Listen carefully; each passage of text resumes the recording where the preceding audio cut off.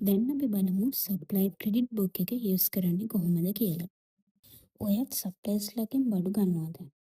උදාහරණයක් විදිහට අද බඩු දාන්න පස්සේ පේ කරන්නම් කියලා. ඒ දවසක් ගියාට පස්සේ ඔයාට කාටද ගෙවන්න තියෙන්නේ කොච්චරක් බැලන්ස් එක තියෙනවද කියලා මතක නැති වෙනව නේද? ඒකට හොඳම සොලියුෂන් එක තමයි සප්ලයර් ක්‍රෙඩිට් බුක් කියන්නේ. අපි මුලින්ම shopbook app එක ඕපන් කරගෙන ඉමු. ඊට පස්සේ ඔයාට හෝම් පේජ් එකෙන් ක්වික් ඇක්සස් එකෙන් සප්ලයි ඩේ බුක් එක ටැප් කරන්න පුළුවන්. එහෙම නැත්නම් ක්‍රෙඩිට් බුක් එක ටැප් කරන්න පුළුවන් නැවිගේෂන් බාර් එකේ. නැවතත් ඔයා ක්‍රෙඩිට් බුක් ස්ක්‍රීන් එකට ගියාට පස්සේ එතනින් ඔයාට පේන්නේ කස්ටමර් ස්ක්‍රීන් එක. ඒ හින්දා ඔයා සප්ලයි සෙක්ෂන් එක ටැප් කරලා සප්ලයි ස්ක්‍රීන් එකට මාරු වෙන්න. හරි. දැන් ඔයා මේ shopbook app එකට ක්‍රෙඩිට් බුක් ෆීචර් එකටත් අලුත් කෙනෙක් නම් ඔයාට ස්ක්‍රීන් එක පේන්නේ මෙන්න මේ විදිහටයි. දැන් අපි බලමු සප්ලයර් කෙනෙක් ඇඩ් කරගන්නේ කොහොමද කියලා. දැන් ඔයාට පේන්නේ contact list එකක්. ඒ වගේම ඔයාට උඩින් පේනවා ඇති add new supplier කියලා බටන් එකක්. ඔයාට කැමති නම් මෙතන contact list එකකින් supplier කෙනෙක් ඇඩ් කරගන්න පුළුවන් වගේම ඔයාට add new supplier බටන් එක ටැප් කරලා ඔයාට manually supplier කෙනෙක් ඇඩ් කරගන්නත් පුළුවන්.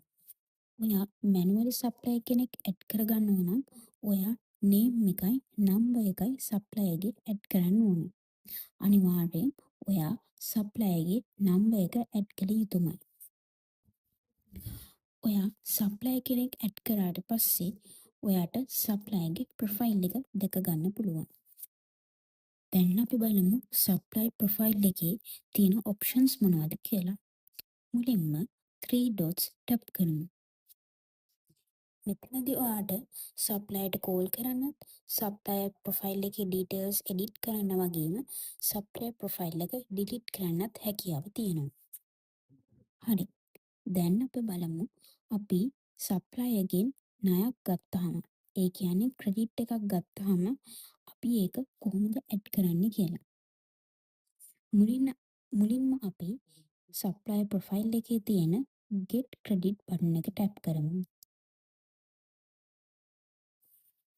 හරි.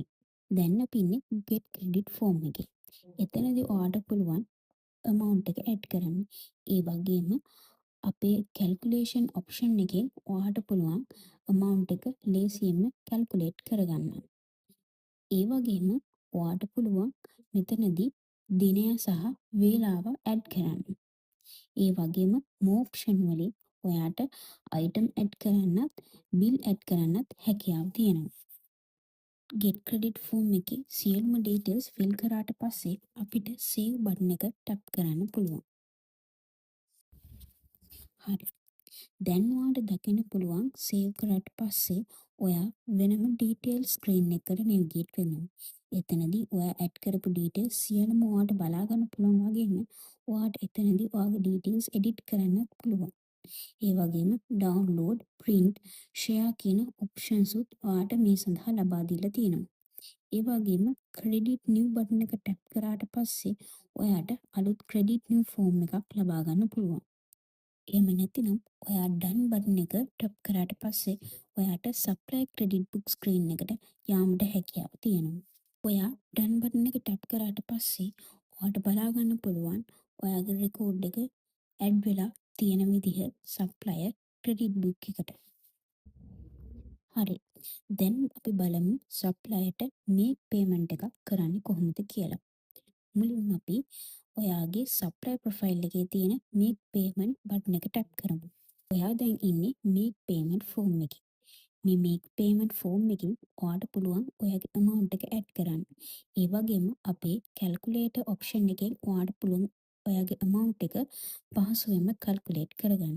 ඒ වගේම මෙතනදී ඔයාට ඔයාගේ date එක වෙලාවත් add කරගන්න පුළුවන්. ඒ වගේම more option වලින් ගිහින් ඔයාට bills උත් add කරගන්න පුළුවන්. ඔයා සියලුම details add කරලා ඉවර නම් ඔයාට save බටන් එක ටැප් කරන්න පුළුවන්. ඔයා details save කරාට පස්සේ ඔයාව details screen එකට navigate වෙනවා.